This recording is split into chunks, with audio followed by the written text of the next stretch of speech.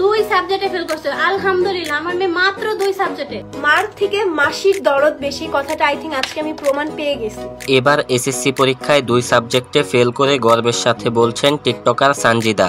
SSC result publish হওয়ার সাথে সাথেই টিকটকার সানজিদার রেজাল্টও ফাঁস হয়ে যায়। এতে হাউমাউ করে কেঁদে লাইভে এসে এ বিষয়ে কথা বলেন তিনি লাইভে এসে স্বীকার করেছেন তিনি 2 সাবজেক্টে ফেল করেছেন। পাস করলো আমার মেয়ে, ফেল করলো আমার মেয়ে। এখন দর্শকদের মধ্যে কেউ কেউ বলছেন তিনি যেভাবে প্রমোশনের কাজ করে, যেভাবে টিকটক কিংবা সোশ্যাল মিডিয়াতে অ্যাক্টিভ থাকে, এতে তার ফেল করাটা অস্বাভাবিক কিছু নয়। তিনি যদি এসব না করে সময় মতো পড়াশোনা চালিয়ে যেতেন তাহলে হয়তো বাবা মাকে একটি ভালো রেজাল্ট উপহার দিতে পারতেন। সানজিদা ফেল করায় লাইভে এসে তার মা তাকে সাপোর্ট করেন।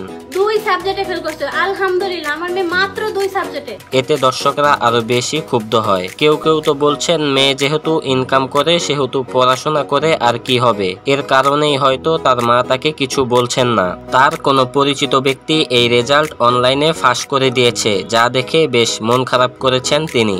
1 থেকে ক্লাস 8 পর্যন্ত আমি ব্রিলিয়েন্ট স্টুডেন্ট ছিলাম, একদম পিওর ব্রিলিয়েন্ট। তিনি বলেন, আমি গর্ব করে বলতে পারি আমি 2 সাবজেক্টে ফেল করেছি। এতে তার মাও তাকে উৎসাহিত করেন। তিনি যে ফেল করেছেন এতে তার বিন্দুমাত্র অনুশোচনা নেই। তাহলে সাধারণ মানুষের এত বেশি মাথা ব্যথা কেন?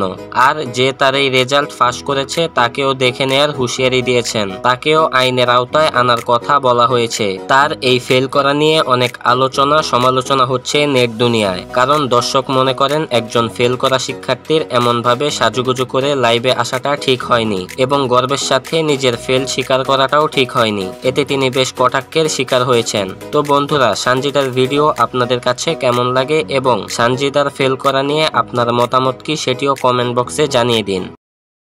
ভিডিওটি ভালো লাগলে এখনই আমাদের চ্যানেলটি সাবস্ক্রাইব করুন এবং পাশে থাকা বেল আইকনটি বাজিয়ে দিন এবং কমেন্ট সেকশনে জানিয়ে দিন আপনার গুরুত্বপূর্ণ মতামত।